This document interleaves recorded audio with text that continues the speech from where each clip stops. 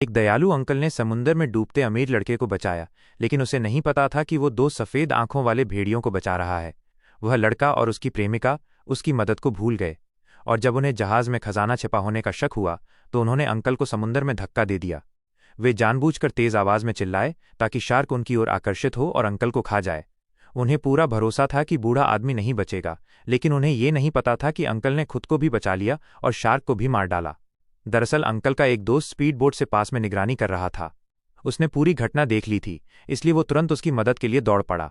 और इधर लड़का और उसकी गर्लफ्रेंड खुद को जहाज का मालिक समझ बैठे।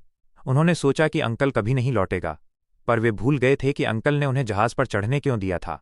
क्योंकि लड़के ने कहा था कि उसके पास एक चिप है जिससे वो कभी भी पुलिस को बुला सकता है। अंकल ने सोचा था कि ये लोग भरोसेमंद हैं, पर वे और भी चालाक निकले। उन्होंने जहाज का हर कोना छान मारा, और जब एक बंद केबिन देखा तो उन्हें लगा कि उसमें जरूर कुछ बेशकीमती छिपा होगा। उन्होंने कई बार कोशिश की, पर दरवाज़ा नहीं खुला। जब अंकल को उनकी गतिविधियों की जानकारी लगी तो वो वहां पहुंचा और लड़के के हाथ से चाबी छीनी। उसने दोनों से कहा कि वे अपने केबिन में जाएं और किसी से कुछ नहीं कहें, लेकिन लड़का अंकल को प्रभावित करने लगा और दरवाज़ा खोलने की इजाज़त मांगी, ये कहते हुए कि कुछ चीज़ें पैसे से नहीं खरीदी जाती।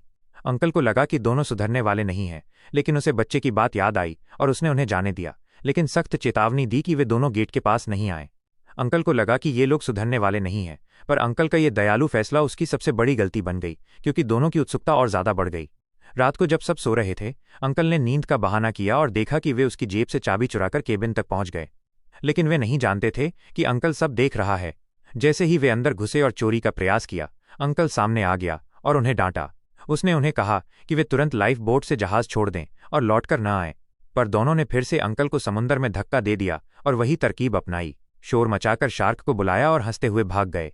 लेकिन वे नहीं जानते थे कि अंकल ने फिर से शार्क को हराया और खुद को बचा लिया। वो अपने दोस्त के साथ मिलकर उनका पीछा करने लगा। इस बार अंकल स्पीड बोट में घायल था, लेकिन उसका इरादा मजबूत था।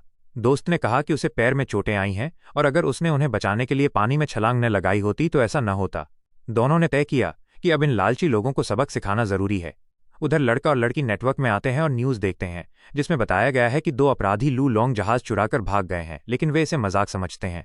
लड़की हंसकर कहती है कि मीडिया सब बढ़ा चढ़ाकर दिखाता है और अभी अभी उन्होंने ही तो एक आदमी को फेंका था, लेकिन जैसे ही जहाज रुकता है वे घबरा जाते हैं। लड़का कहता है वो सबको खजाना दिखाना वाला था, शायद उन्हें फिर से उस बंद केबिन को देखना चाहिए। जब वे केबिन खोलते हैं तो उन्हें अंदर सिर्फ कबाड़ मिलता है। लड़की गुस्से से कहती है कि इतनी सुरक्षा बस इस कबाड़ के लिए। तभी लड़का एक नाम पढ़ता है, लॉरॉन, और डर से कांपने लगता है। तभी उसे याद आता है ये नाम उसी आदमी का है जिसे उन्होंने समुंदर में गिराया था। तब उन्हें एहसास होता है उन्होंने किससे पंगा लिया है, लेकिन अब बहुत देर हो चुकी है, क्योंकि अब वो